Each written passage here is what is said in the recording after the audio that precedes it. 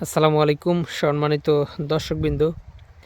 স্ক্রিনে যে ঘাসটি আপনাদেরকে দেখানো হচ্ছে এটি মূলত এই শীতকালীন সময়ে ইন্দোনেশিয়ান স্মার্ট নেপিয়ার ঘাসের ফলন কেমন হয়ে থাকে সেটি মূলত আপনাদেরকে দেখানোর জন্য আজকের এই ভিডিওটি করা।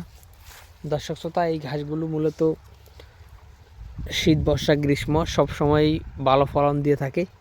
বিশেষ করে এখন যেহেতু শীতকাল চলছে, এখন জারা ঘাস কিংবা পাকচন ঘাস কিংবা লাল পাকচন ঘাস বা এলিফ্যান্ট হাইব্রিড বা অন্যান্য যে ঘাস বাংলাদেশে রয়েছে, সেই ঘাসে কিন্তু ম্যাক্সিমাম ঘাসে দেখবেন ফুল আসে, অর্থাৎ ফুল আসার পরে চিকন হয়ে যায় ঘাসগুলো এবং খুব টাইট হয়ে যায়।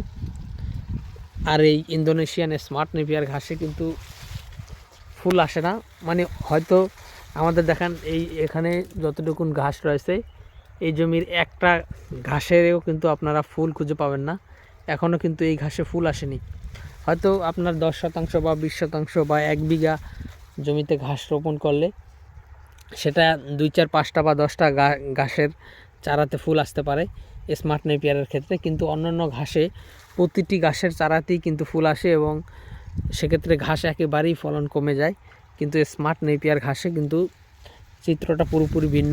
দেখেন কোনো ফুলই এখনও আসেনি, আর মূলত ফুল না আসার কারণেই কিন্তু এই ঘাসে ফলনটা মোটামুটি ভালো হয় থাকে। দর্শক, এই গাছগুলো আপনারা যখন গ্রীষ্মকাল কিংবা বর্ষাকালের ঘাস দেখবেন স্মার্ট নেপিয়ার ঘাস, সেই গাছগুলো কিন্তু অনেক বেশি আপনার মোটা হয় এবং অনেক পাতাগুলি চওড়া হয়, তবে এত বেশি লম্বা হয় না। গ্রীষ্মকালে বর্ষাকালে অনেক বেশি মোটা হয়, পাতা অনেক মোটা হয় কিন্তু কিছুটা খাটো থাকে।